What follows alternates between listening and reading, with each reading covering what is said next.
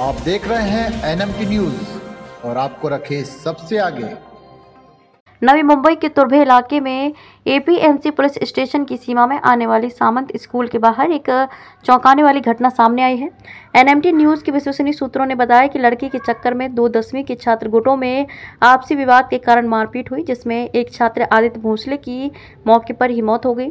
देवांग ठाकुर गंभीर रूप से घायल है। घायल देवांग ठाकुर को वाशी मनपा हॉस्पिटल में भर्ती कराया गया है। फिलहाल मारपीट करने वाले दूसरे स्कूल के 6 नाबालिग छात्रों को APMC पुलिस ने गिरफ्तार कर लिया है। मृतक आदित्य भोसले और घायल देवांग ठाकुर व आरोपी 11वीं कक्षा के छात्र हैं। APMC पुलिस आगे की जांच बारीकी ढंग से कर रही है। उम्मीद है कि मृतक परिवार को न्याय दिलाएगी APMC पुलिस।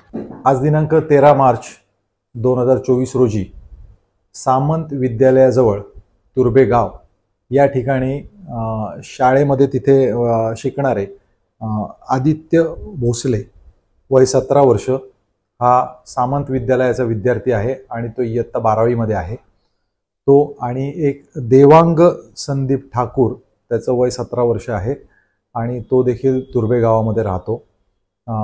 यांची त्यांच्या इतर मित्रांशी भांडणं झाली आणि त्या भांडणामध्ये मारामारी झाली आणि त्याच्यामध्ये आदित्य भोसले आणि देवांग ठाकूर यांना मारहाण केल्यामुळे त्या मारहाणीमध्ये आदित्य भोसले याला मनपा हॉस्पिटलला नेण्यात आलं। तिथे मनपा हॉस्पिटलमध्ये दाखल करण्यापूर्वी त्याचा मृत म्हणून घोषित करण्यात आलेले आहे।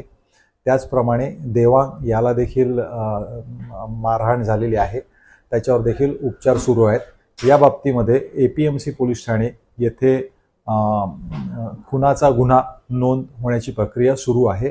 त्याचप्रमाणे लवकरात लवकर आरोपी निष्पन्न करून त्यांना अटक करत आहोत। त्यांच्या भांडणाचं अजून काहीच नेमकं कारण असं कळलेलं नाहीये, त्याच्याकरता तपास सुरू आहे। लवकरच ते आपल्याला संपूर्ण माहिती तपासामध्ये पुढे येईल। आप देख रहे हैं NMT न्यूज और आपको रखे सबसे आगे।